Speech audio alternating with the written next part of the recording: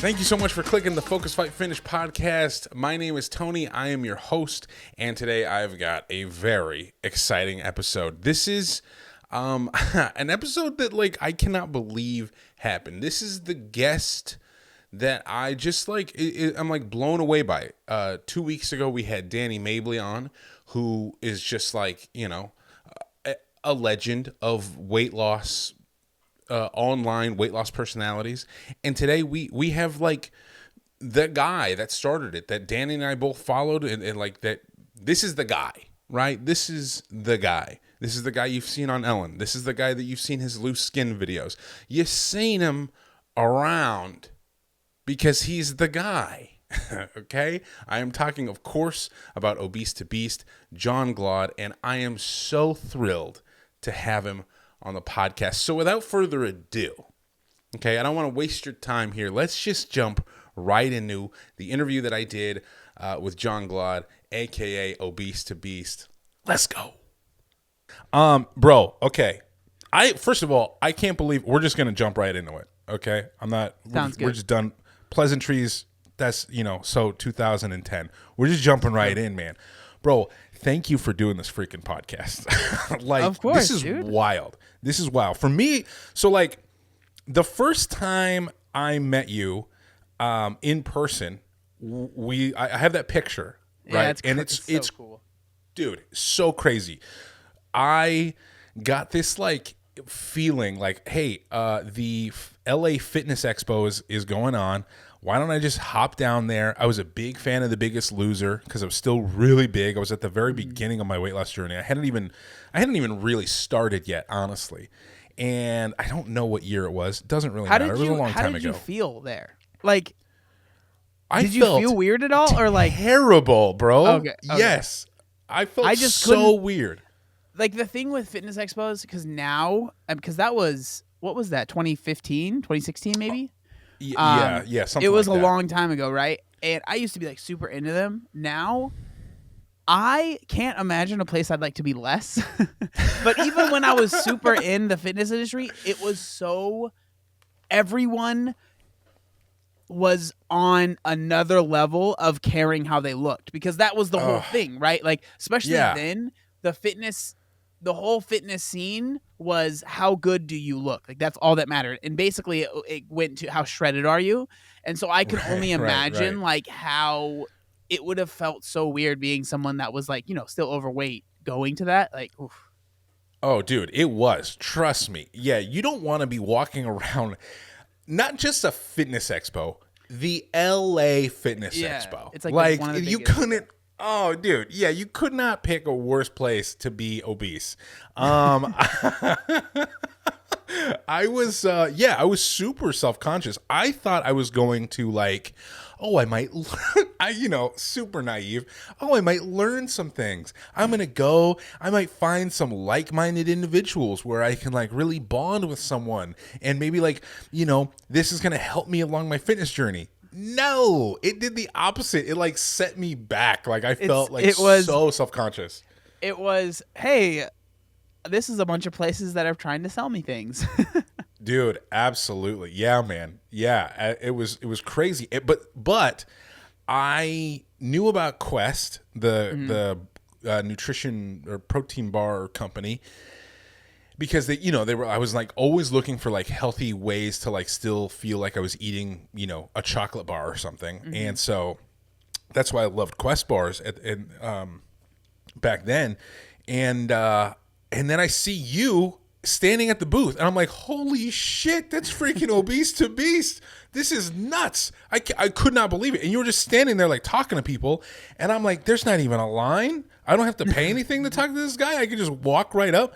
And of course, you're the nicest guy ever. And before that, I had watched your videos and seen you on Ellen, and seen your loose skin video, of course, like everyone. And I was just like, oh my God, this you were literally my first one of my first celebrity sightings. and I'm like, oh, I'm in LA, I'm at the Fitness Expo hanging out with ObeseToBeast. This is sick. And now you're on my podcast. Dude, thank you so much. This is freaking crazy. Yeah, no, I'm excited. Like I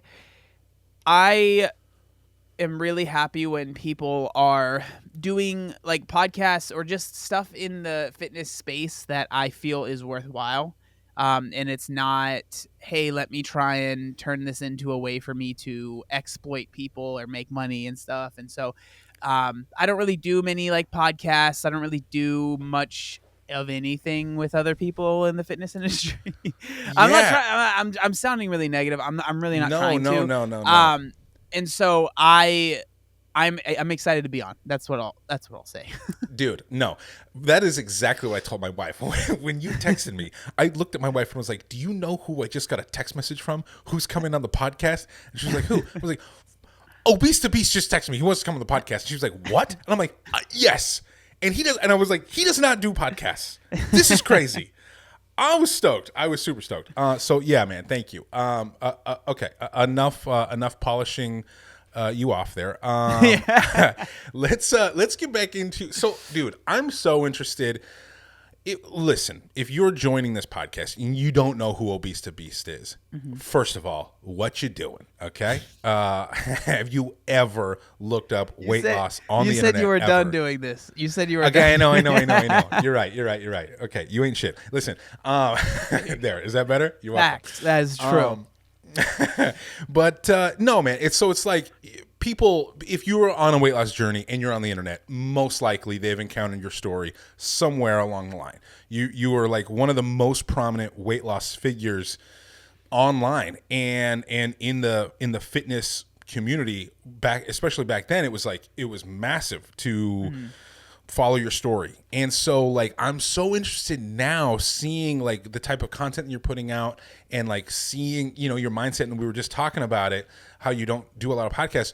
What is what is the most annoying thing to you about the fitness community right now? Because I've got a ton of things that annoy me about the fitness community and fitness influencers. Being kind of a fitness influencer myself, I have a lot of annoying things about it. So what are some of your where are your hangups with the fitness community? Okay, so I guess to give a little bit of context, right? Like I've been doing this since 2014. Is when I started like an Instagram. That was like the first thing that I had. I think I started my YouTube. I think it was 2014 actually. Wow. And so I've been doing it for a long time, almost 10 years now. We're getting there, which is crazy. And so I've seen all of the I've just seen what it's like, right? And I think like one of my biggest issues with the fitness industry, and then especially with the weight loss side of the fitness industry, is just seeing people use their story as a way to gain trust from their followers, right? So what I mean by that is, hey, I've lost X amount of weight, and wow, I was able to watch that journey, right? And they're like, your followers become very invested, and they trust what you're saying because they're like, you've been where I've been, right? So I'm specifically right now talking about weight loss influence. This is what I call it, weight loss influencers, right? Which I technically am one. Right. So you have a following that is very, and this might sound mean, but I'm not trying to be mean, very vulnerable and a lot of times very naive to a lot of this stuff.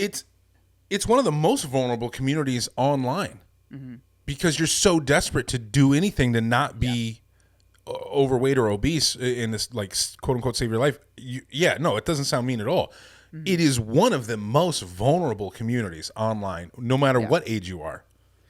And so with that vulnerability and naivete, I guess, is if you're looking at it from a bad point of view, it's a lot of suckers, right? Like it's a lot of people that you can trick very easily. And I'm saying that from a place that I think that I would never do that. I've never, to my knowledge, done that, right? But it's very easy to do that.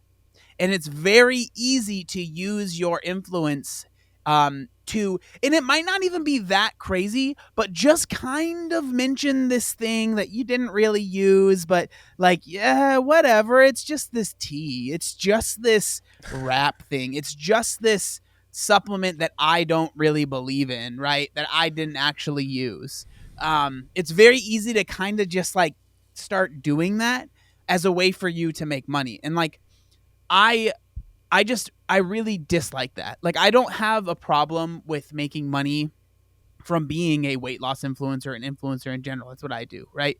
But I feel like, especially, and maybe this is wrong, and this is just my thoughts, but like, when you have a following because you've lost weight, a lot of that following, I feel like you owe it to them to be honest and not take advantage of them, because everything else in the industry is designed to take advantage of people, right? And I'm not even saying this like, it sounds like I'm smarter than, so I'm not saying that I'm smarter than anyone that hasn't lost the weight.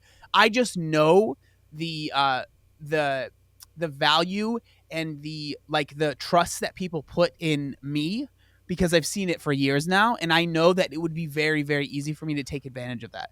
And I try very hard not to do that, right? And to like give the information that I feel is worthwhile, and the stuff that I actually believe works.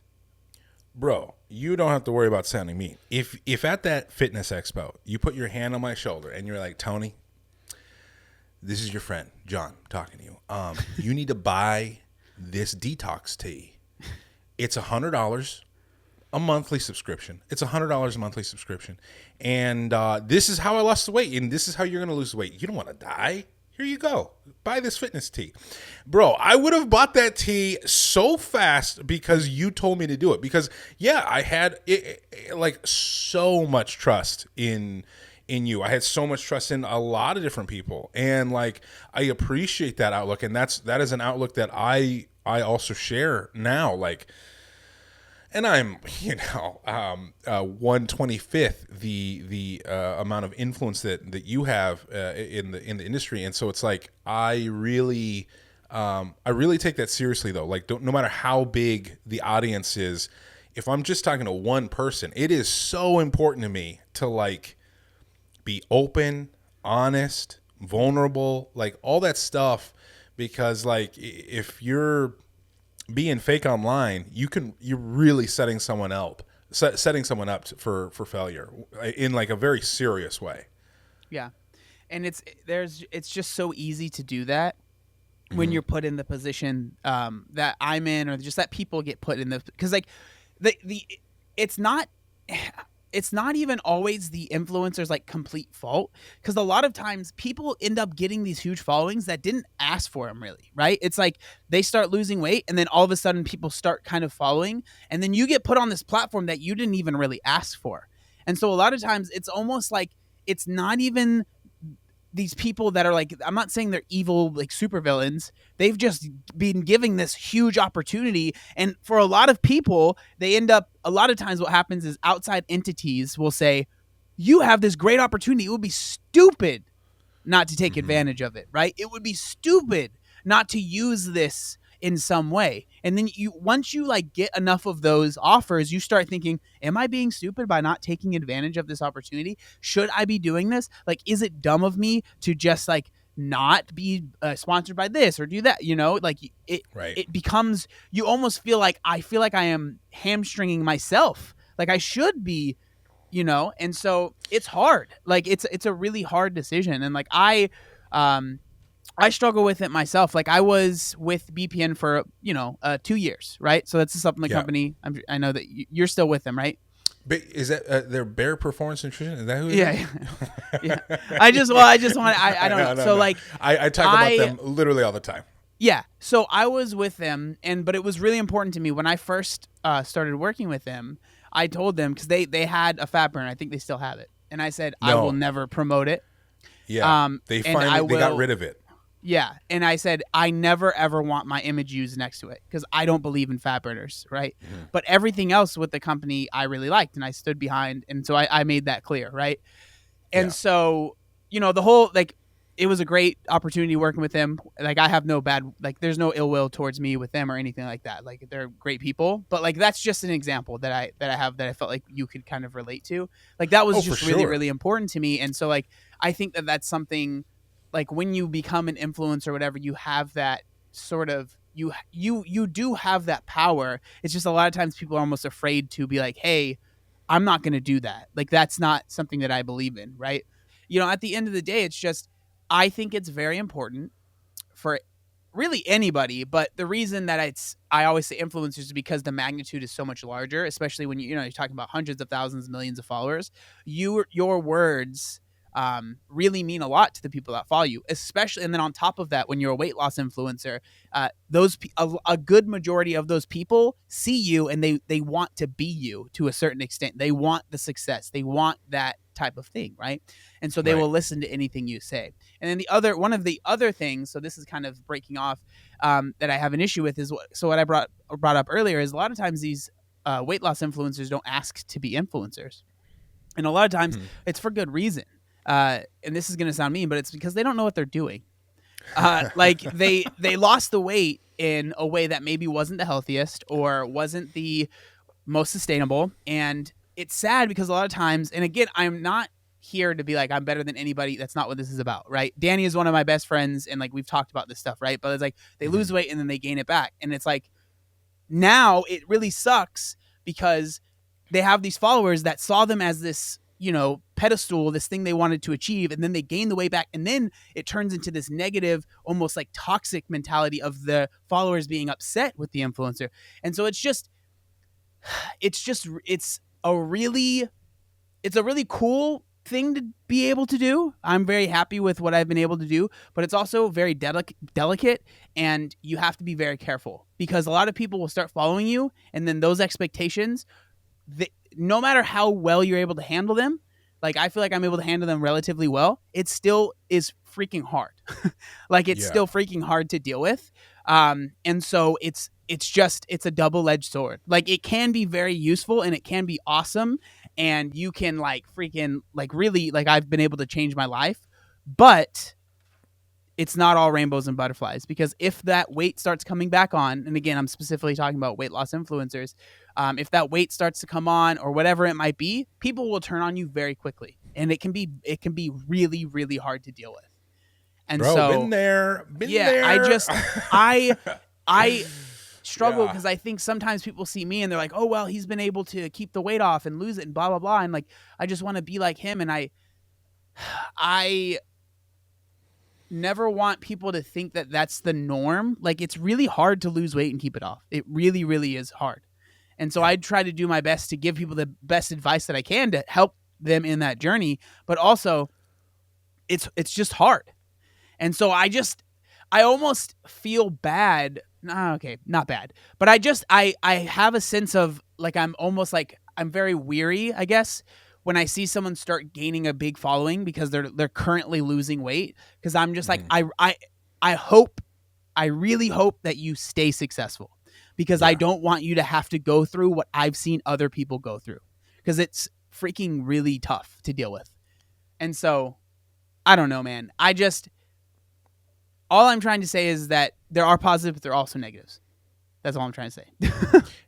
Hey, bro, you talking directly to me, or no, dude? You give me a warning advice. No, I mean, kind of, yeah. Like, dude, no, the amount of people I've seen this happen to, it's like a lot, and it's hard to deal with, no matter how mentally tough you are, right? Like, struggling with your weight is hard enough, and then having people remind you is harder. Like, dude, it's such a personal thing. Like, nobody in the world talks about their weight gain or loss. I mean, people talk about their weight loss, but nobody talks about their weight gain. Like, it's just something you don't really talk about. And so to do it in front of the world and then to quote unquote fail at it and like fall back is so hard. It's such a hard pill to swallow. And I have currently gone through it. Like last year, I had got down. My heaviest was 406 pounds. Mm-hmm. And the lightest I got was 250. And then over the course of last year, it crept up from 250 back up to 302. Mm-hmm. Now, I'm not at my heaviest weight, right? And I'm still down over 100 pounds. But that 50 pounds hurts, man. Like, that 50 pounds feels really bad. And it's really embarrassing. And it is really hard to deal with, like, because, and I've talked to you about this before, just like I think through DM or whatever, like I still have that fear of one day I'm going to wake up and I'm going to have the weight back. Like I'll have gained all the weight back. And I have that nightmare actually, like literally I'll wake up in a sweat because I just had a dream that I was back to being 400 pounds. I just gained it all back and I was just living my life normally at 400 pounds. And that is not something that I want. And it's something that still scares me. And so it's like, it is a hard thing to put yourself out there, and it is an awkward thing. I feel like to cut you off, but some advice for that, just to hopefully maybe make you feel a little bit better or just a little bit more at ease. The only time that will happen is if you put your head in the ground and just act like nothing's going on, because that's what happens, right? When people start gaining weight and then they get back to their largest, right? It's like it's one thing if you just kind of gained 20 pounds or whatever, but like when you gain 200 pounds, right, back to your, like, it's because you at some point, maybe not at the start, but at some point you've kind of stuck your head in the ground and you've just been like, I don't, whatever, right? But if you're continuing to like work at it and you're continuing to, it's like something that stays on your mind for the most part. Usually that means you're probably not going to get to that largest size. But again, everybody's different. But I think like, just like remember that it will not happen overnight. Like it just won't. Yeah. So you do have control to a certain extent. There is a lot of outside factors, and I'm not someone that's like completely pick yourself up by the bootstraps and figure it out. Like there are other things like something you and Danny were talking about on the podcast, right? Having kids makes it harder. I can't relate to that. I don't have any children. And so like I try and say like, hey, I can't, like people will ask me for tips like with kids. I'm like, I don't have any kids. I can't help you there. Like I can't. As much as I'd love to, I am aware of my shortcomings and what I can do and what I can't do. And that's a whole nother thing of people. They get some success and they think I can solve everyone's problems. I can't solve everyone's problems. It would be ridiculous for me to say, hey, Tony, all right, so I know you got 2 kids. This is what you need to do. And then you'd be like, oh, really? You with no kids. Like, it'd be ridiculous, right? And so, oh, yeah. But yeah, like with that, like, in my opinion, and I could be wrong here, but in my opinion, that only happens when you just kind of stick your head in the ground and be like, I don't know what's happening. It's so strange. I can't believe I'm gaining weight, but again, and I think I did that for a large part of last year, and that's why I think I let it get up to 50 pounds. I mean, 50 pounds is not a weekend in Mexico and a little, a couple vacations where you just like go ham. 50 pounds is 50 pounds. It's a lot. And I think there was a part of that where I was maybe in denial, and a lot of other things in life were going on, and I could list a number of excuses. There was an injury too, right? Yeah, okay, fine. I'll give myself a little bit of an excuse. Well, I was in the hospital. I had surgery. I had different things that like kind of took me out of like that really intense training that I was doing, and just kind of messed up my whole thing. I couldn't eat a lot of different things. I could only eat basically like carbs for a little while. It was just a whole thing. But at the end of the day, I knew what I was doing. You know what I mean? Like whether it was subconsciously or not, like I knew I wasn't doing everything that I needed to do or everything that I could do to stick to my weight loss and to stick to the plan and actually like get it done or even maintain where I was at. I knew I wasn't doing that. I knew I was slacking off. And I'm not really like a pull your bootstraps type of guy either, but also I am kind of a guy like it's like there's a certain point, especially with weight loss, if like you can't rely on someone else to do it for you. Like it at some point I tell that you do to have everyone, to take all the time. Yeah. I think one thing that I really, one video that has stuck with me for a long time was a video from Will Smith years ago now, where he talks about fault versus responsibility. And a lot of people might say, like, especially, he was talking about a ton of different things, but I obviously put it to weight loss. And I said, like, for me, especially, I grew up and I just got bigger, right? And so, like, you could argue that it wasn't my fault. Like, I should have had more help when I was a kid. If I had more money, because we were very poor. If I didn't have to, all of these things. Like, you can argue that it wasn't my fault that I got to the size that I got to. But it doesn't matter because it was still my responsibility to change that. But I think what's important is like some people will focus only on fault and they say it wasn't my fault, so nothing needs to happen, or they'll focus only on responsibility and say it doesn't matter. Fault isn't a thing. It's only responsibility and your responsibility, and that's the only thing. I think understanding both and understanding, yes, it might not have been your fault, but it's still your responsibility. But understanding that you're able to say, okay, it is my responsibility, but I can be kind to myself and realize that there were some things that weren't my fault that got me to this position. Do you get what I'm saying? 100%. I was just having this conversation with a friend of mine who is very overweight, and she was asking me help and tips and things like that. And, you know, it's hard to get that through to someone that, like, we all have, like, that story. Like, you know, obviously my childhood was different than yours, and, you know, other people's childhoods are different than mine. But at the end of the day, like, all of us maybe have some fault back there in our history. And, you know, a lot of my fault, quote unquote fault, goes back to, like, my dad worked all of the time. My mom was studying to be a nurse, and then once she was a nurse, she was working all the time. So I was raised by my grandparents a lot of the time, and my grandma started giving me refried beans at 6 months old. Like, that's not even a joke. Like, literally a 6-month-old baby eating refried beans. That's insane. And not, as a parent, I'm like, you know, so concerned about, you know, Ryder and Olive's health that, like, there's no way there's a refried bean touching my kid's plate. But back then it was like, it is what it is. You know, they just give it to him, feed him until he's hungry, put extra cheese on it. And so, like, yeah, they were at fault, but yeah. And this was what I was telling my friend. It's like, at a certain point, you can't keep blaming your parents. You can't keep blaming your grandparents or whoever. Everyone has their own story. At a certain point, you have to take ownership of that. And like, I never heard the that Will Smith video, but I read this Extreme Ownership by Jocko Willink. I've read Bro. That. Yeah, it's like that same kind of concept. It's like, it doesn't matter where the circumstances that you came from, but you do have to own it at a certain point, because at a certain point, it's not your grandma feeding you anymore; it's you feeding you. So, what are you going to do about it? Mm-hmm. Yeah, it's a hard balancing act, though, for sure.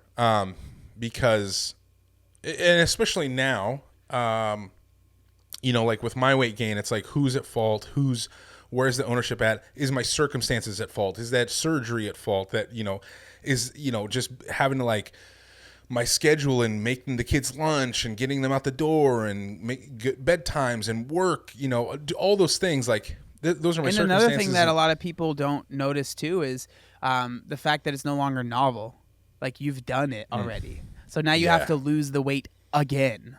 Like, who wants to, like, losing weight the first time is hard enough. Then doing it again, one, it's hard, but two, it's very easy. One of the issues I've seen, me and Danny have talked about this, so I apologize if you is like, why are you sharing this? But, like, I think it's very easy when you have the knowledge. It's very easy to be able to be like, well, I mean, I can just, like, okay, I'll eat this, but then tomorrow I'll be really good. Or it's really easy because you feel like you can outsmart it, when in reality, like, you can't, you know, like, you really can't. You have to, it's hard to go back to basics when you feel like, I know what I can do and I know what I should be doing, but you can't do it. And then that makes it even more frustrating.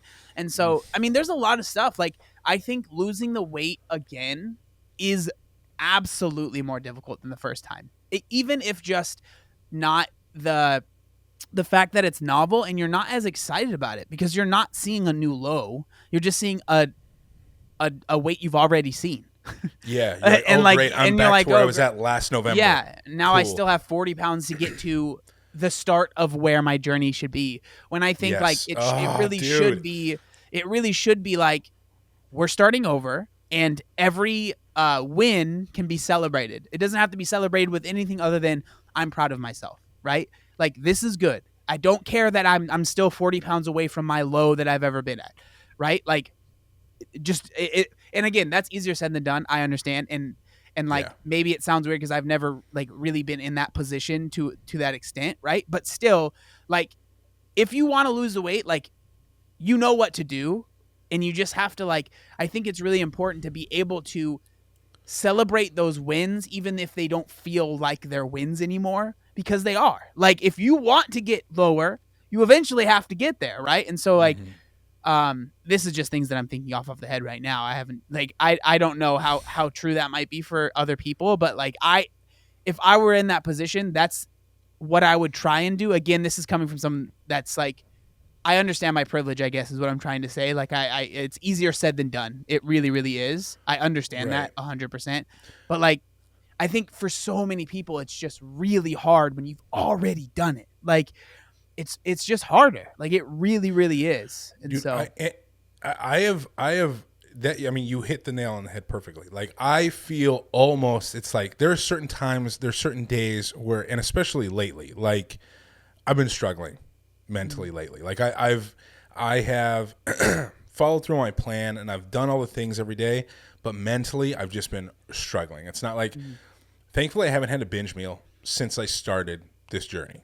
And I've been really adamant about that and like really focused on not doing that. But I feel like doing that, I've also just been more like, oh, well, we'll have a little snacks here. We'll have a few snacks there. We'll, like just super loosey-goosey on the tracking everywhere else. So it's like, yeah, you haven't had a binge meal, but you're still overeating. You know what I mean? You're just spreading it out through the day, I guess. But, but in these last few days, it's just been a huge struggle with like mentally, and the negative things that I say to myself when I'm like feeling down, it all centers around this. It all centers on this topic. Like, here you are again, you freaking loser. This is hopeless. Like, here you are again. You did it again. You lost weight and then you're gaining it back.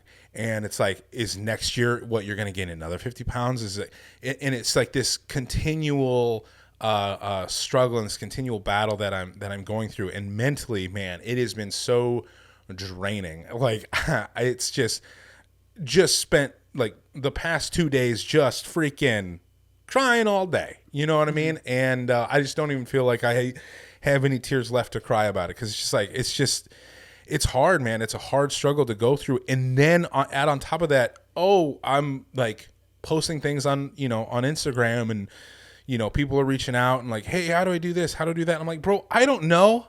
yeah. I can't even help myself, man. Like, you want me to help you? And that's what I think, at least. And it's really hard to kind of manage all of those expectations, manage the feelings. And that's why I'm so strict about being honest online. Like, if I'm having a hard day, I'm just going to tell you I'm having a hard day. If I've gained weight, I'm going to post that I gained weight, because trying to hide it or trying to like have this like fake persona online, I feel like you would go crazy.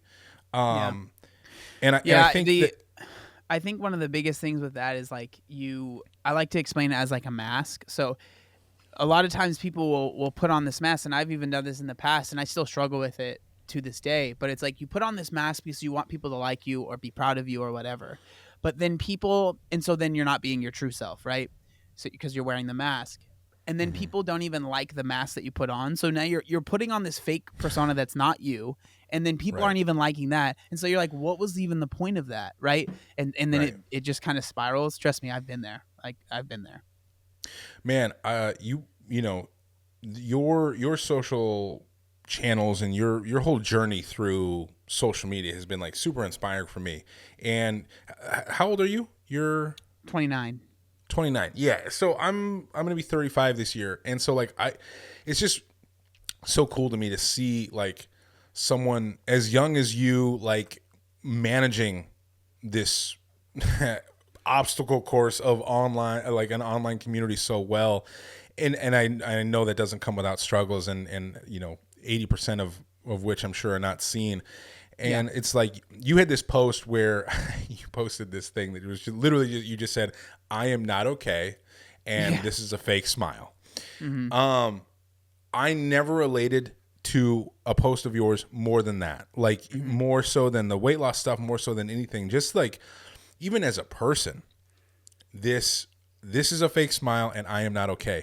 Man, how many people can relate to that? How many people have had fake smiles? And like, it is hard to deal with the emotions that come with being online. It's hard to deal with the emotions that come from just being a person, let alone being online. And so, like, how are you doing with all of that? How are you, like, managing that? What are your thoughts? I know you don't post a ton on Instagram, and you're kind of like limiting your time on Instagram right now, which I think is really cool. How are you, how are you dealing with all that? So, I mean, I still struggle all the time, man. Like, even the past couple days have been pretty rough mentally. I kind of knew it was happening. I am not diagnosed, but I feel like I have some sort of manic depressive kind of stuff because, like, I had a couple days where I was like feeling on top of the world, freaking getting everything done. And I even posted on Twitter. I was like, bro, I'm freaking killing it right now, but I know that the fall is going to be hard. But I was like, that's future John's problem. And now it's future John and it's Your my future problem, John, you know? Yeah. So I still struggle with that. Like with that whole post that you're talking about. I was really struggling. I was on social media too much. And I was like averaging 4 hours a day on Instagram, which every time I say to people, well, it's your job. I'm like, nah, it's not though. I don't make any money on Instagram. It's not my job. Right. Okay. And so what I did was I was off Instagram for about a week straight, I think, completely deleted it off my phone. And then I was like, okay, I'm going to start going back on Instagram, but I have a time limit of 30 minutes a day. And I've stuck to that every day for the past, like, it's been a few months now. And that's been good. I would say that, like, it helped, right? But it's still hard. Like I think like I said, and this is why I like I started the podcast off so intense and like maybe it was scary or whatever, but it's like I struggle with the expectations people have on me still all the time. And I struggle with the comments and I struggle with all of that stuff. And then, so I just want people to understand that this is what's possible if this is what you decide to do, and if you decide to do it, I fully believe it's a real job. It's like a genuine thing, right? Like it's a real thing, but just understand that there are negatives. And so, and like some of the things that I have been like struggling with, I think for the like majority of me being online is that I am not always a happy person. I'm not. Like, it's just not who I am. I struggle. I have anxiety really bad. I have ADD or ADHD. I have like all of these things are who I am. And so I used to get comments a lot, people being like, oh, you're always so positive, like that's so awesome, I wish I was like that. And I would think to myself, like, I'm a liar, because I was like, I'm not. But the thing is like, it's not like I was intentionally trying to be fake. It's just that when I'm in one of those moods where I am depressed or sad or whatever word you want to use, I don't want to be online. I don't want to be posting. I don't want to do stories. I don't. Right. And so then when I'm feeling better, I am posting more stories. And so it was like this artificial fake narrative that I was starting, not even intentionally though, like completely by accident. And so that post, and I've done similar ones, but it was like, I'm trying to show you like, yo, I don't want to write this post right now. I don't want to be on Instagram. I don't want to be sharing this, but for me, it was important to show like I am not always doing well. And so I even literally today tweeted out that I wasn't doing well, and I posted it on my story, not because I wanted sympathy. Honestly, I just recently turned on my story replies again because I had them off for a long time. That was another thing I did, and I wish I would have turned them off because I wasn't trying to get a bunch of people messaging me like, "Oh, that's you like."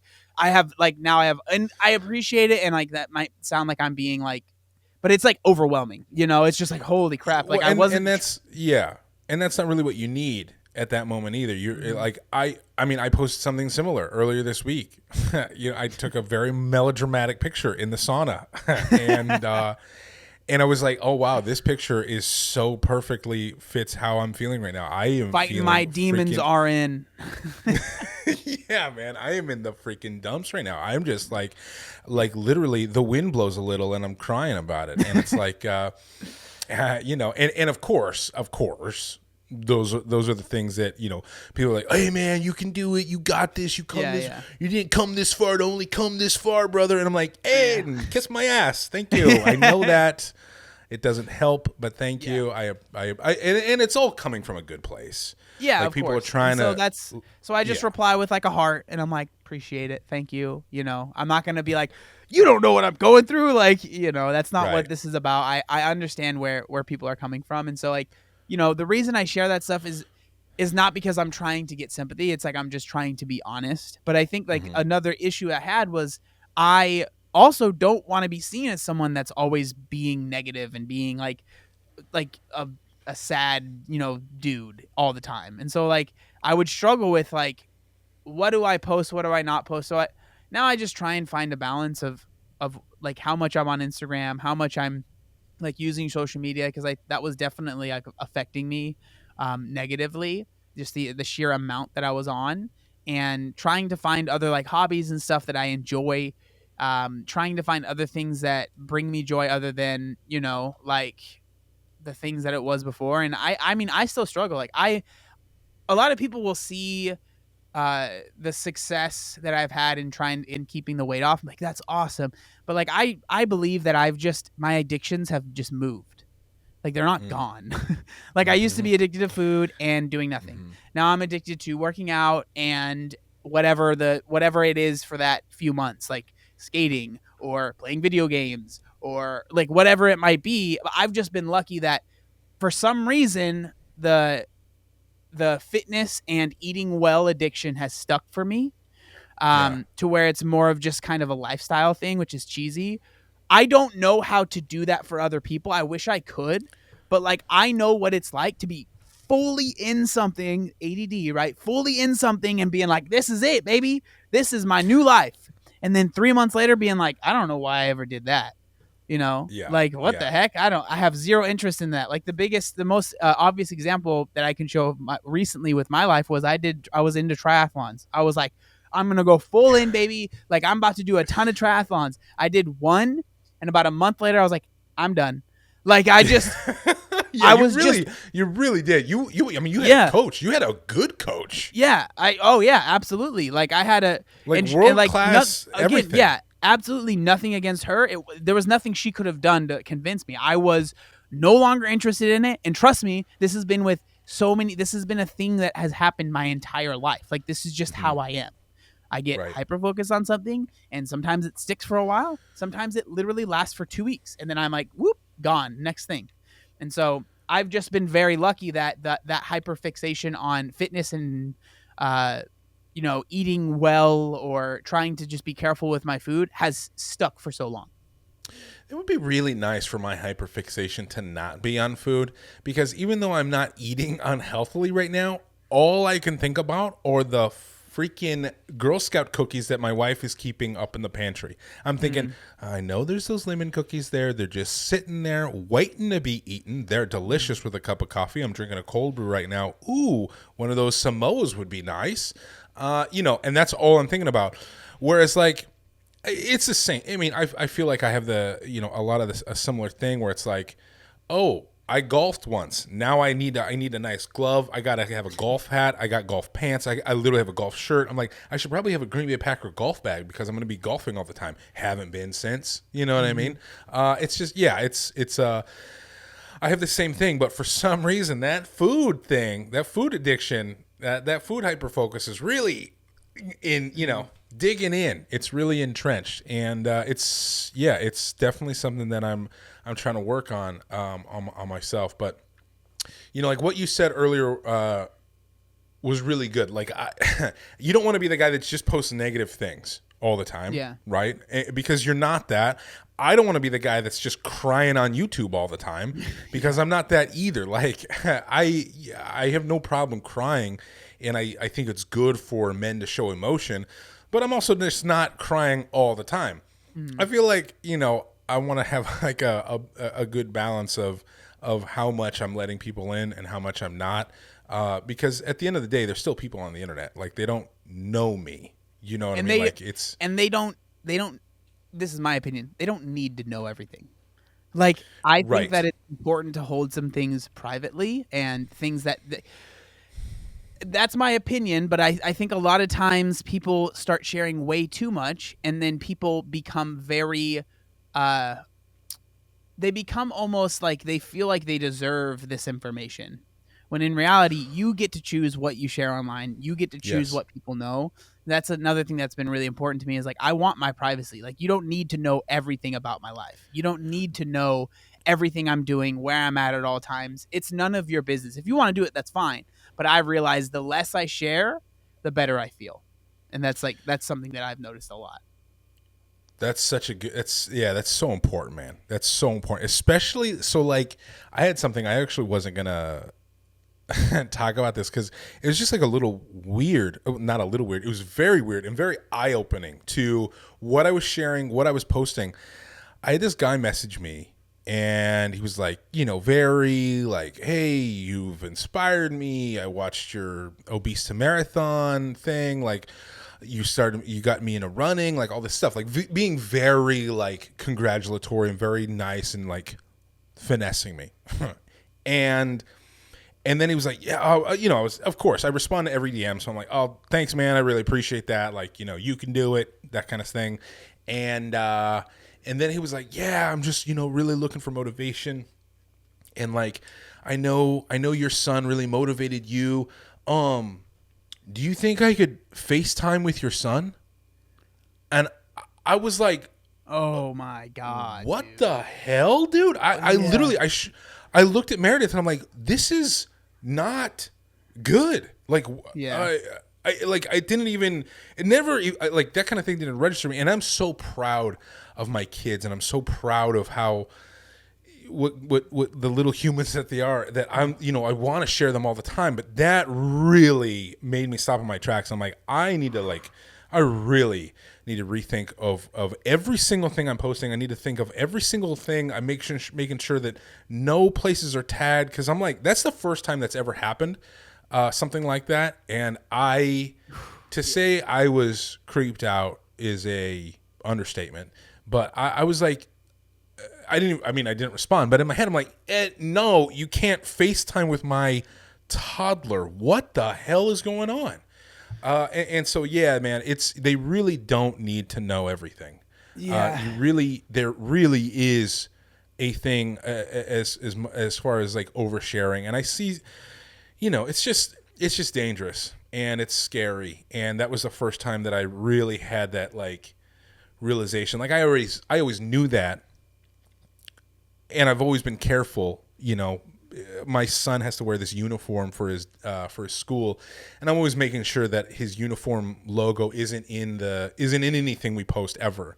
Mm-hmm. But it's like, that just takes it to the next level, and it got really scary. So, he's blocked. Yeah. Dude, I can't even imagine that. But like, I've had people like message me and be like, "You've had this many girlfriends," and I'm like, "Why? Like, how can you have so many relationships? And you're obviously this." And I'm just like, "Oh my God, you know way too much about me." Like, I forget. And I you've used to had, like, yeah, like you've had some public relationship things, and that's tough. Yeah, that's no one's business. It's no one's business. And now, like, I've been in a relationship for 2 years now, and never been on I think I've posted like one picture with her, but it's like it's never been on my YouTube. It's no one's business. It's no one's business unless I make it, and then if I choose to make it, I have to deal with the repercussions, right? And so, and there's like and that's just one example, but there's a million things. Like the thing like a lot of people that are trying to lose weight share every meal they make or every meal they're eating, and then they're dealing with people commenting about, oh, you shouldn't eat this, you should try this, blah blah blah blah blah. It's like, you don't need to share everything. Yeah. If you want to, that's fine, but just understand people are going to be crappy. Like, it's just that's how people are going to be. Well, and congratulations to you and your girlfriend. I'm very happy for you guys. She's awesome.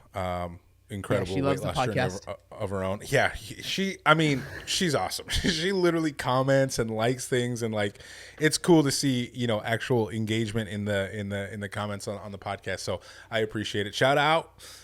Doesn't this sound like a good time to pay some bills? This episode of the podcast is brought to you by Ice Age Meals.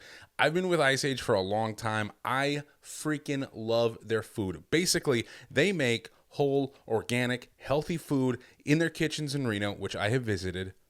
All very nice people. They make their food fresh. They get the ingredients in the morning. They chop it up. They make them. They freeze them. And they ship them straight to you. It's sick.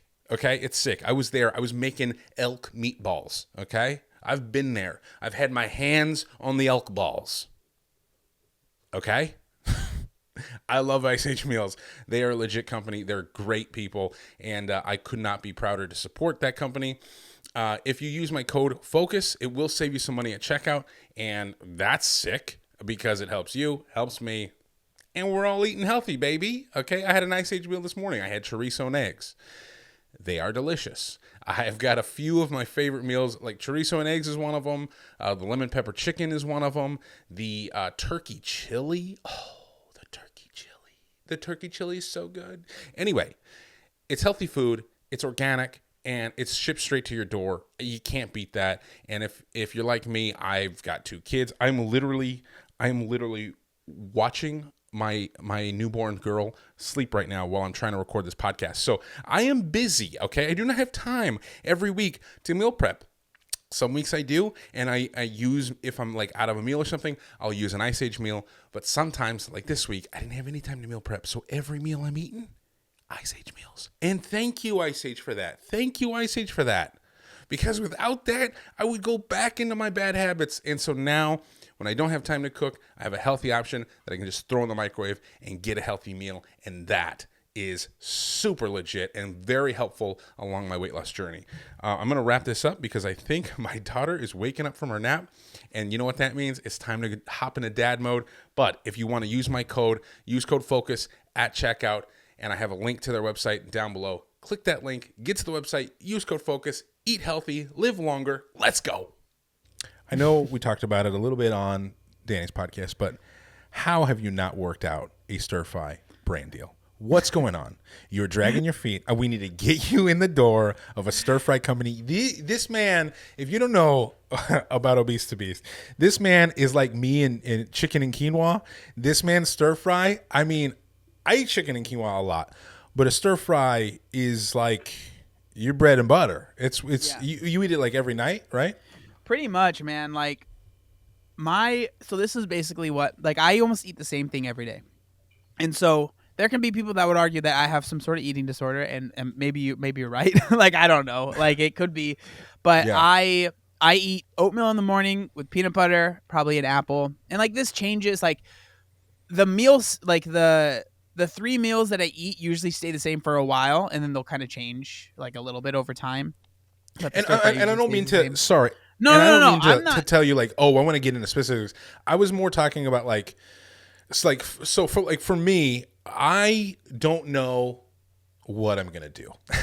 Yeah. Like, I don't know what I'm going to do, because do I just eat the same thing every day? And like, cause I can. So I have been. Everyone's different. That's the thing. Like, for me, I can do that, and I don't have a problem. I don't feel like I'm missing out on anything. Like, every once in a while will have Panera for lunch or dinner, or Chipotle for dinner. Never for lunch, because Chipotle bloats me like a freaking walrus, and then I have to go to sleep right after, and then when I wake up, I feel better. But I can't have Chipotle in the middle of the day. I don't know how people do it. Chipotle has treated me, has did me dirty too many times. I understand that, and that's how people feel about Panera Bread too.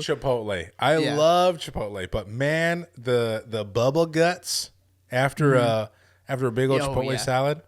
Yeah, dude, it's gnarly. So that's why I usually will. It's not as frequent, and it's a very specific time that I'll have it. But like for me, that's how I am. Like, I eat, like I said, oatmeal, apple, and some water in the morning, coffee, and then sandwich and chips, lunch, and then stir fry dinner, and then I'll have like snacks here and there between there, and then like a little ice cream thing at night. And that's like, most of the time, that's what I'm eating. Like, and it probably sounds very boring to some people, and they're like, I could never do that. And I'm not telling you to. Like, I'm not telling you to. Don't do that. Don't do it. But that's what I do, and it works for me, you know. And I think that that's okay. And that's kind of what I wanted to talk about. It's like, I've gotten, what started my whole weight gain kick was I did this like intuitive eating thing.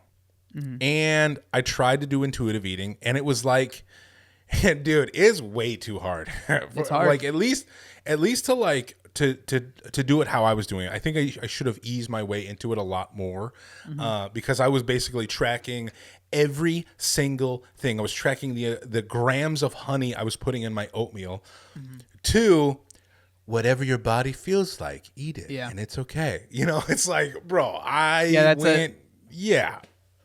went ham. I went ham in the opposite direction, and it's just I don't think that there's anything wrong with that. And I've seen so many people online talking about how like, oh, if you eat the same thing every day, you have an eating disorder. And I'm like, I mean, yeah, man, I guess, but like if it works and I'm happy, then like what is the problem? Because I'm absolutely in the same vein. Like I eat chicken and quinoa every day. Every single day, almost for lunch and dinner, I eat chicken and quinoa because it's easy. I like it. And the variety comes from the different hot sauce that I put on it because I love hot sauce. And so it's like, it is what it is. It's easy. I with the busy schedule and stuff, it's like, it's what has worked for me. And yeah, man, I don't think that there's a problem with that. Yeah, I mean, for me, it is what it is. Like it works for me, and like that's why I'm always very clear. What works for me, most likely won't work for you, and that's okay. If you can use some of the things that I do, or some of the things that I talk about, like especially with intuitive eating, that's technically what I do. I call it mindful eating because intuitive eating it's a whole war zone now about what it means and what it doesn't mean, blah, blah, blah. I like to call it mindful eating. What does that mean? I think I'm mindful of what I eat because of the things that I learned from tracking my macros, right? And so I am mindful, but a lot of times that means I eat similar things. Why? One, I like how it tastes, but two, I know how I'm going to feel after I eat it. Like I know that I'm not going to feel super sluggish, or I know that I'm not going to, there's not going to be any surprises unless I have Chipotle. There's a lot of surprises with that meal. That's why it's like a fun little mystery game. You never know what you're gonna get, right? And so but I just like all of those things have taught me to eat similar things, and like again, but at the same time, like if I am going to travel, I'm gonna eat out. I'm going to enjoy my time, but I know when I come home, I'm good. I'm chilling. Right? Or whatever it might be. If there's a party, if there's cake, or if there's like, I'll have a piece because it's not the end of the world. But if I really don't want it, I won't force myself to have it. It's just like, that's how I do things now. But I understand that that's something that took time for me to do. And like, it is very hard to go from tracking everything to just straight into intuitive eating. I always say like, just start slowly and build yourself up. Or just allow yourself to eat similar things, or have like a meal that's always the same, and what the macros are, so you can have an idea. Okay, that was like 500 calories, right? And then that just makes it a little bit easier for the choices that you make. But again, everyone's different, and how they transition into that is going to be different for them. So, man, I absolutely agree, and that's why I wanted to bring it up because I just wanted a little bit of backup here. I mean, Dana and I were talking about it, and it was funny, but I agree. Like, if I had something that I enjoyed, like the stir fry, I would eat it every day. I just would, try to work out a brand deal with it. For me, I don't know. It's the getting more companies involved with what I do. It just doesn't sound like something I want at all. Yeah. So like, why is that? Like, where are your kind of thoughts on brands and working with them, and like, where are you at like now in your career online? I don't have any issue with working with brands. It just they have to really align with what I am doing, and they have to be okay with me doing what I do. Because a lot of what I do is very, especially on YouTube now, is very I'm like commentary, talking about stuff. A lot of times maybe calling people out. And you're going after people. Yeah. You're going after. I love it, dude. I live for it. But it's dangerous for a brand to want to be associated with that, right? And that's something that even when I first started working with BPN, I told them like, hey, if it ever comes down to it and people start messaging you about like, I can't believe you work with this guy, I was like, just cut me off. I'll be okay. I'll understand. If you don't want to be associated with it, cut me off, and I'll be like, cool. That's all good. No worries, right? Yeah. That's how I feel. And so for me, I'm just like, if I can do what I do without having to work with a bunch of brands, that's awesome. But if I can find some brands that like are, even if they're like, not even like they have to be fitness related, they don't really have to be fitness related. But even like honestly, if they're not related, that even works almost better. Like I guess I'll just bring this up. So like I'm probably gonna start working with like a VPN, virtual private network. So that has nothing to do sick. with weight loss, but I don't feel like that's bad because it's like it's a thing. Like there's nothing wrong, I'm not like, oh, your morals are skewed because you're working with a virtual private network. How dare you, But like for me, the more it's just like when it becomes part of like what I'm doing and like I have a brand attached to me, that's when I feel like I almost have to be careful with what I do because that brand is attached to me, and I just don't want that.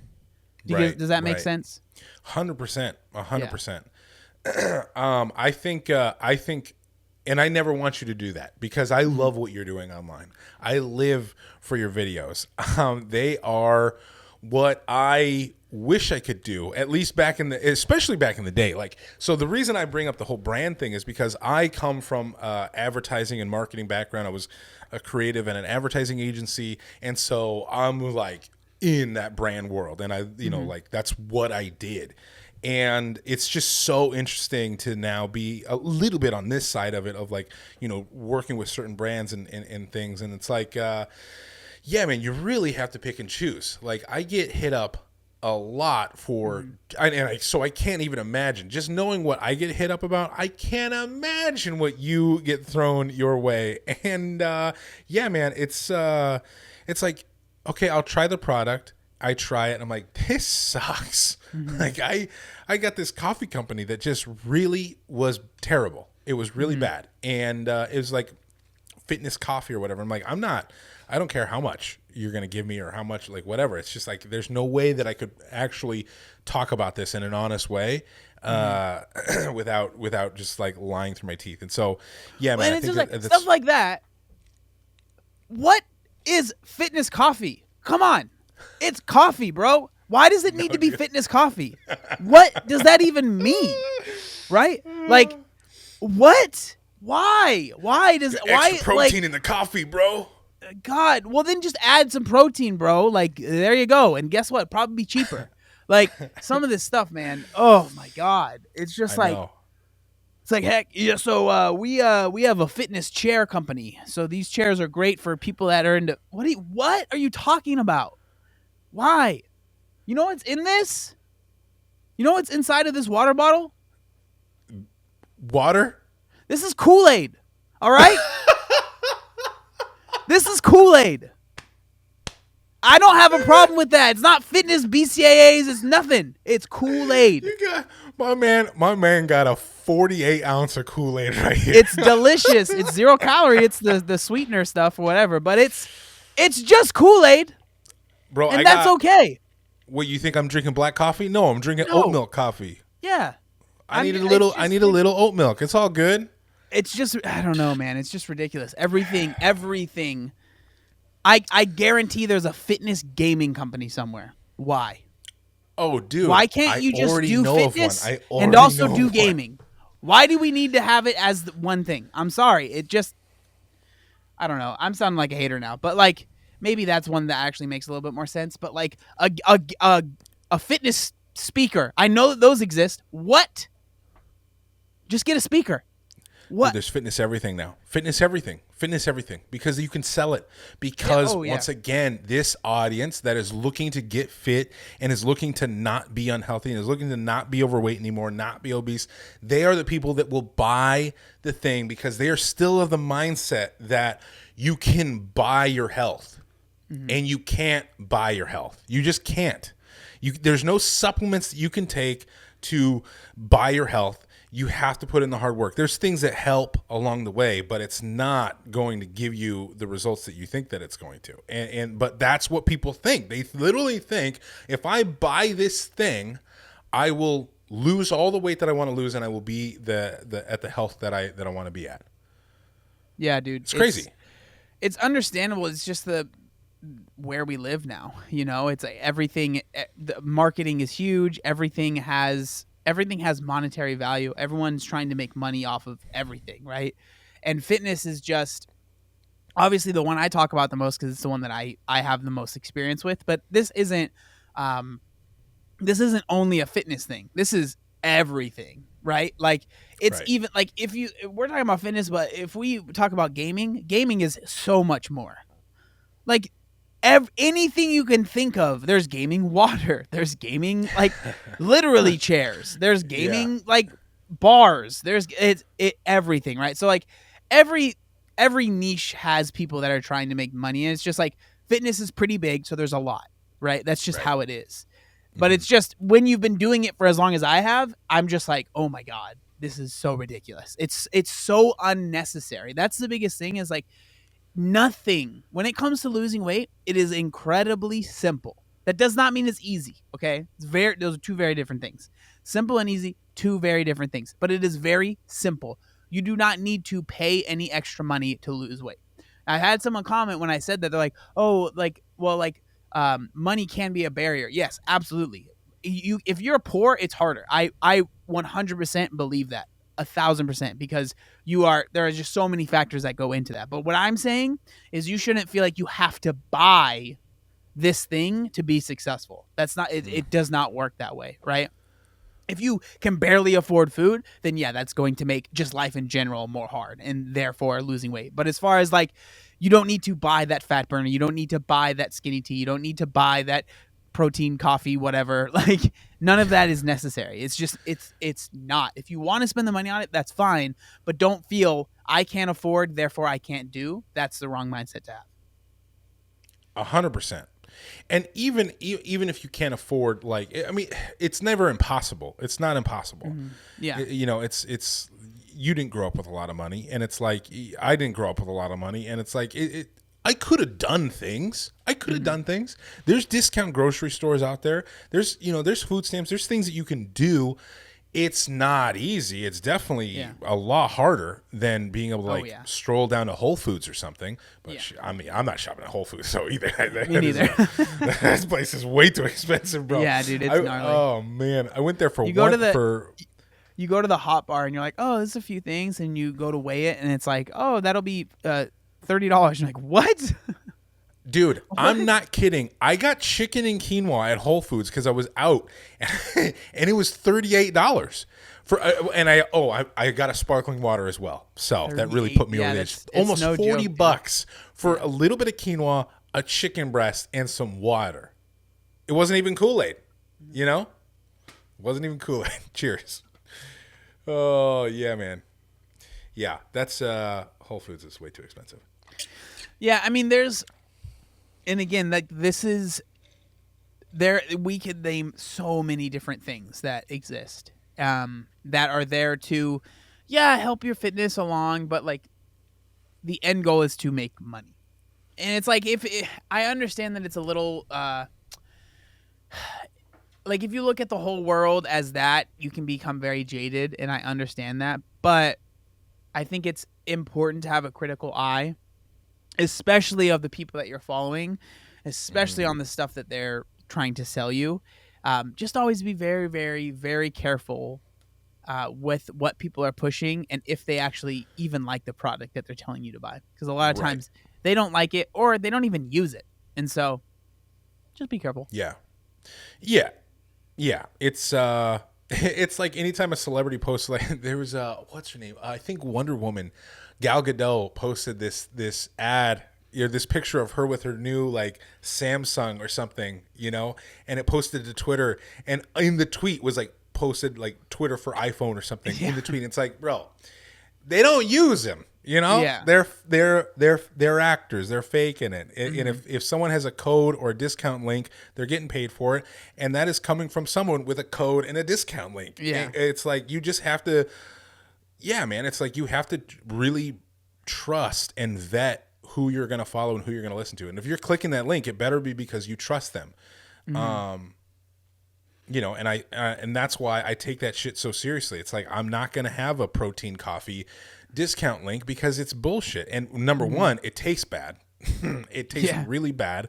And it's like I don't need that. And because if I do that one time, that ruins all the trust that I've built with all the people that I care about, that follow me or whatever. And it's like it's definitely not worth that for a couple extra bucks. 100%. There's no way. There's no way that that's worth that. Well, I want to be mindful of your time. We've been talking for a little over an hour now, but man, I just like where do you see your content going? What are you doing now? And how are you, I mean, I've already told you how much I love it, but like, how are you kind of pulling away from fitness and kind of making your own path on online? Yeah, so I mean, the content that I've been making for the past couple years, more commentary based, talking about fitness and weight loss.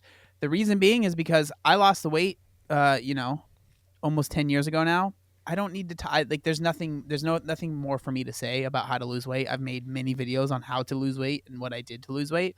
And so if I want to continue making videos, I have to find a way to do that, right? I'm very transparent about that. Like, I had to find a way to do that. And so the way that I found was, talking about these things and being critical and trying to share my analysis and trying to hopefully help people not make those mistakes. And so, that's what I do now, kind of talk about, like, a lot of people say it's drama or just talking about other people. That's fine if that's what you believe. Obviously the content isn't for you. But if you do like to see things getting called out or just someone sharing their thoughts on something that's going on, that's what I'm doing. And that's what I plan on doing. It's been a lot of fun. It's definitely not always rainbows and butterflies, because when you call people out, they don't like it.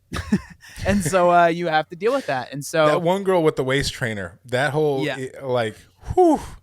Oh yeah, that got spicy. That got real spicy. But that's the kind of stuff. That's why what you're doing now is so valuable. There's plenty of people talking about how to lose weight and all that stuff. And they can go to your old videos. But now it's like you're specifically going after the people that are trying to, hoodwink people. Hoodwink. So old. I don't know where hoodwink came from. I don't know. That literally came out of my mouth. And as I was saying it, was like, am I literally going to use the word hoodwinked right now? They are trying to sell people bullshit, and you are, I can't believe I said hoodwink. They're trying to sell people bullshit, and you are going after them. And I love it. I'm here for it. I don't think it's drama. I think it is a service to people online who are going to see someone claim, I lost 10 inches overnight because of a waist trainer and some Vaseline. And you're like, no, that's bullshit. Because I don't have the guts to do that. I'm like, straight up. I don't think that I could do that. I would, or do it poorly. I mean, you have to you deal with the blowback, no matter how right you think you are or how you think you have the facts straight. There's always, if you're calling someone out, at least for me, if I'm calling someone out, they obviously have some sort of following, and a lot of times followers are just loyal regardless of if the stuff is good or not. And so, you have to deal with that. And I mean, that's hard in its own right. I don't deal with it well all the time. Like, I struggle mentally a lot because of it, but I think it's worth it. Like, that's the only way I can explain it. Like, it sucks, and it a lot of times messes with me. But I think at the end of the day, when I really think about it and I really think about my life and the things that I've done, I think that it's worth it. Regardless of, the blowback that I get sometimes. And so I just need to, for me, that's just something I need to focus on. And that's something that I've been dealing with for a long time now, because it's not fun dealing with people that are upset with you or fans that are upset with you. People definitely go over the line a lot. And I have told myself, like, I'm putting myself in this position and I understand the consequences that can come from it. And so I just need to accept them. And that's what I try and do. And so, like, when people say I can never do it, I'm like, I totally understand. Like, if I was on the outside, I'd probably think the same thing.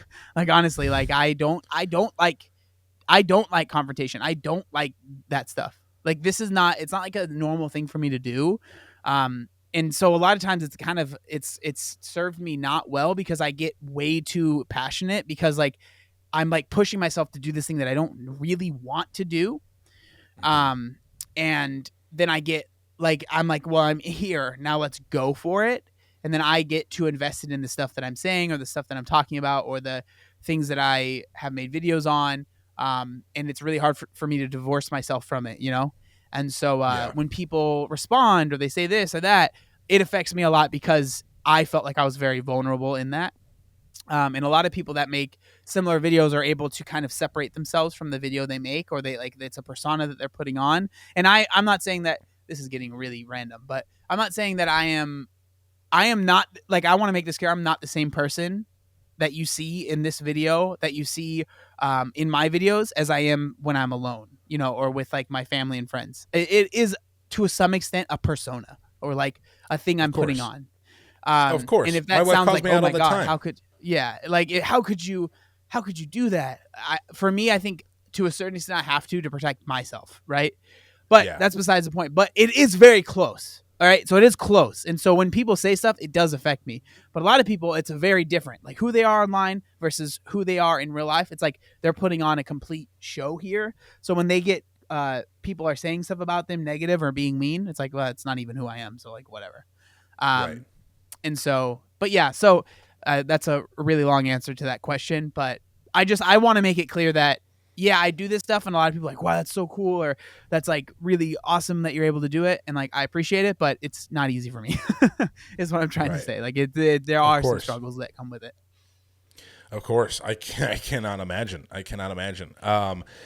Yeah, no, man. I appreciate the work that you're doing because it's good stuff. It's good stuff. It's entertaining. I don't know how you haven't blown out your microphone yet, because you get very passionate. You are screaming into that thing, and I love it. And yeah, man, I will continue to be here for it. But yeah, my wife calls me out all the time. She'll call me in the middle of recording the podcast. And she's like, "Oh, you have your podcast voice on." And I don't know what my podcast voice is, but like apparently I have a podcast voice, and it's a little embarrassing when she says that. But here we are. Yeah, man, dude. If you were to tell me when I met you at the Quest booth at the LA Fitness Expo that this was going to be happening, man, I would my mind would be blown. Thank you so much for coming on the podcast. I cannot tell you how much I appreciate it. It's so cool for me. Yeah, no, I'm happy that I was able to be on, and hopefully it was entertaining for anyone that's listening. Yeah, oh, for sure. And if it wasn't, leave a like anyway. Dude, thank you again. I appreciate it. And I not that you need the push at all, but I will have all your links. I'm going to listen, guys, if we could, let's really come together, okay? I'm trying to get to 100 followers on Instagram. I hate you. Yeah, Danny was like, "Oh, it's really cool that they're paying us for reels now." And I'm like, "Hey, bro, they're paying you for reels now. Yeah. Okay, let's calm down. We're not on the same level here." That's really funny. Yeah, well, I'll have all your links still in the description below. Okay, so you know what? We're gonna get you to those 100 followers, John. I believe it. All right. I mean, are you kidding me with John? Like, he is just such a good guy. Like, I can't tell you enough. We had a conversation after the podcast that I stopped recording, and it was just him and I talking. We talked for like another 45 minutes, just like friend to friend. And like, dude, that's just so nice. You know what I mean? Like, I especially someone like me, I've looked up to this dude for a long time.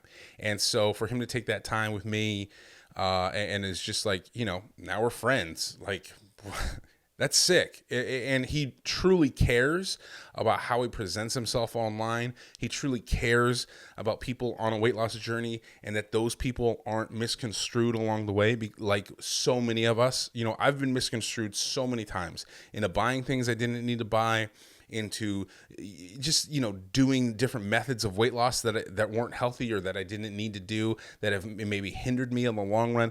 He just cares very deeply about having a healthy weight loss journey, as I do. And that is why I take so much, I just take this so seriously. I take this platform and this podcast and everything that I say online, I take it seriously because I never want to mislead you.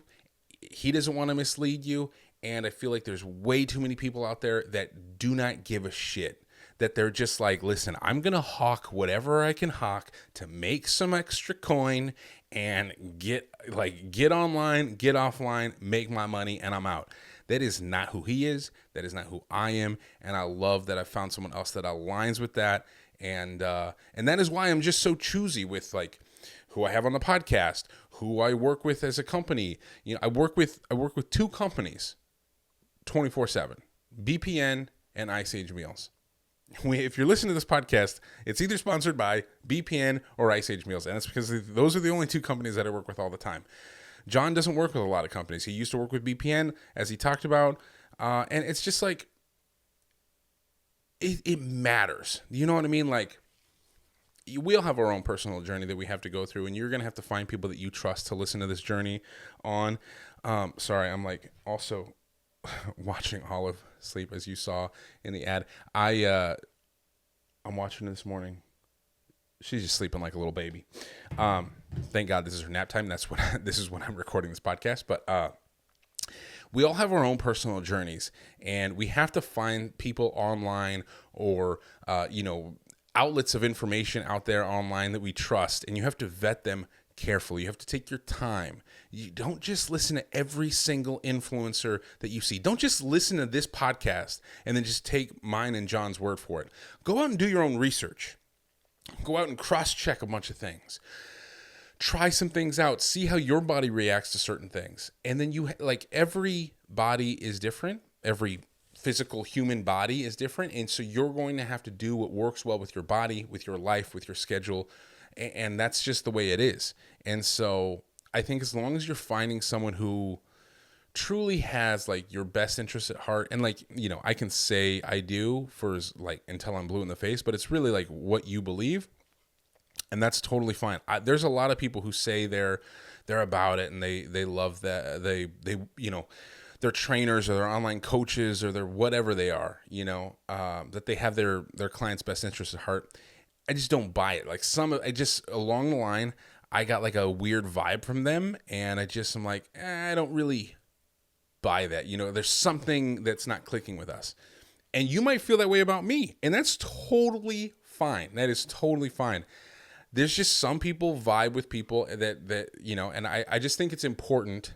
I'm kind of rambling here, but I think it's important for you to just remember that just because I say something doesn't mean you should just take it for, 100% fact. You should always be out there doing your own research. You should always be out there double checking things.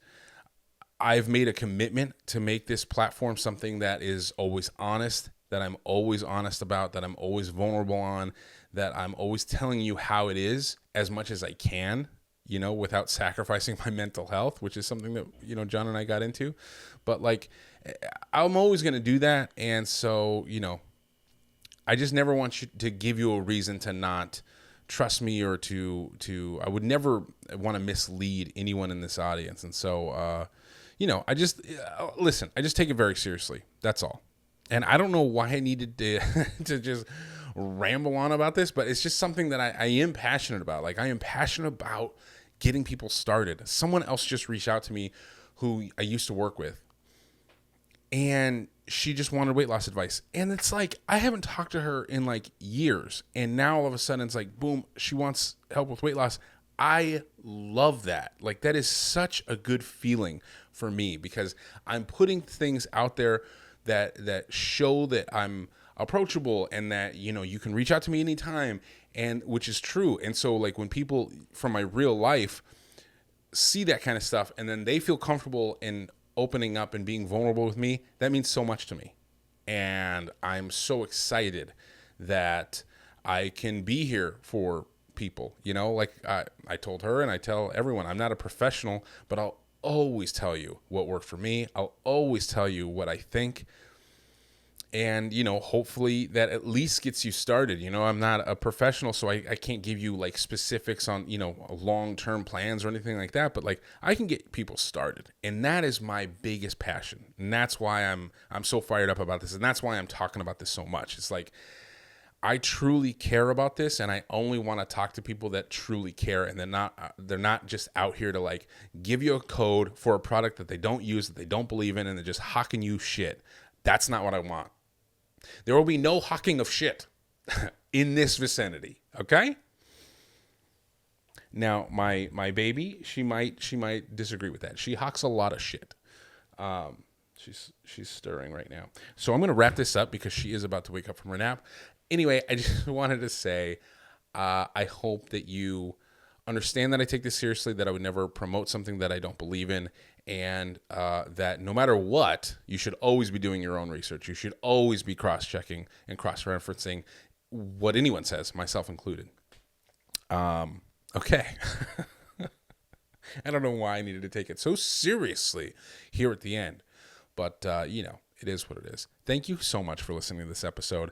What we like to do here at the end of each episode is have a familiar phrase. Now, this is only for the people, the real ones, okay? That's why it's called the familiar phrase, because it is the people who make it to the end of the podcast, especially a long one like this. If you make it all the way to the end, you're part of the familia, okay?